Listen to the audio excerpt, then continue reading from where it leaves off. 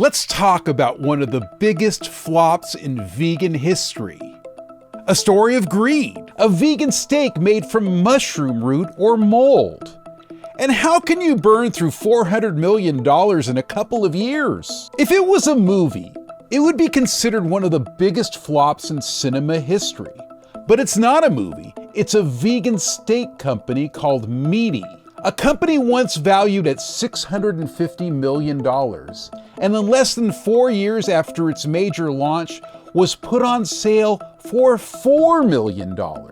How could you blow through hundreds of millions of dollars in 3 years?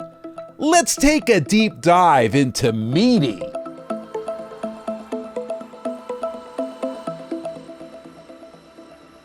Meati Foods began in 2015 with a bold vision to revolutionize the meat industry using mycelium as a sustainable alternative to animal protein. Founded by Tyler Huggins and Justin Weiderly, the company became known for its innovative whole-cut mycelium-based steaks and cutlets.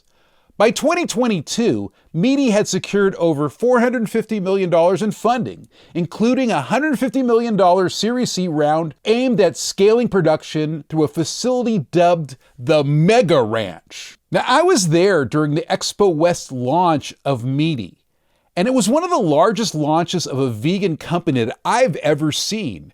They had 2 branded food trucks pumping out all sorts of samples. And I believe the samples were created by celebrity chef David Chang. But when I tried the product, I was underwhelmed by it. I didn't think that it was ready for the mainstream. It had textural issues. When you bit into the steak, it was like chewing on wet cardboard. I really thoughtfully tried as many samples as I could to determine this. I definitely think they were onto something, but it wasn't ready. And I believe that the people behind Meati were doing the tech bro thing. Move fast, break things, fix it later. Now, while I think that's perfectly fine if you have like a phone app or a piece of tech, I don't think it works with food. Because once people try something once and they don't like it, they won't try it again.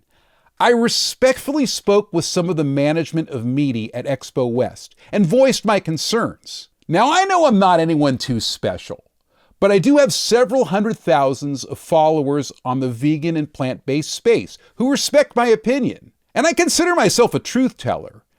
And I was very respectful, and I told them I had texture issues with their meat and was concerned that others would have the same issues. The couple of people I spoke to at Meati were really not nice to me, actually borderline rude. And I basically brushed it off, understanding that perhaps they were under a lot of pressure and they just needed to launch their vegan steak and vegan chicken. Now, the products were launched first at Sprouts Supermarket, and they actually did gain some fans.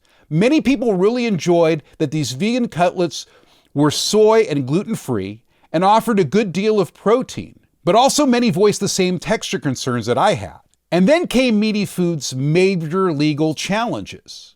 First, a heated intellectual property battle with rival, the Better Meat Company. In that case, Meati claimed inventorship over the Better Meat Company's fermentation patents.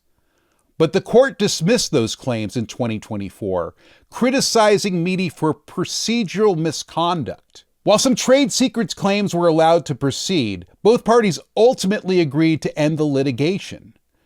Second, Meati has been hit with multiple false advertising lawsuits over labeling its products as mushroom root, even though they're made from a mold called Neurospora crassa. One complaint explained that since it is sold as a premium product, some suggest they use the term mushroom because if the consumer knew that the product was made from mold, it would lose some of its luster. The California lawsuit stated that consumers not informed that the consumption of Neurospora crassa can cause serious allergic reactions and other harmful effects. And it is true, some people have mold intolerance. And there are anecdotal stories on a long Reddit thread of people getting sick eating Meati products. Meati has put a warning label on their products for people who are sensitive to fungi. One California case was settled after Meati began rebranding to use the term mycelium instead of mushroom, but a similar class action in New York is still ongoing. Last year, Meati shuffled their CEOs, got another $100 million in funding. However, this year in March, they announced a bank-induced crisis would render them without sufficient funds to operate. And last week, they handed over their assets to a lawyer and requested a $4 million sale. What went wrong? You can point to the tech bro culture that they transposed on a promising food technology. And there definitely are challenges to create a mainstream demand for a mycelium product that didn't really exist in the first place. I feel like the initial product was rushed to the market when it wasn't ready. And there's also alleged extravagant overspending that severely hampered the growth and sustainability of the company. I feel that people like myself could have helped the company, at least got the word out, but we were basically ignored or pushed aside. Have you tried Meati? What do you think? Is this a harbinger of what might happen to some other large plant-based brands? If you got to the end of this, please subscribe and encourage me to make more long-form videos. I promise I'm going to get better at this. Thanks for watching.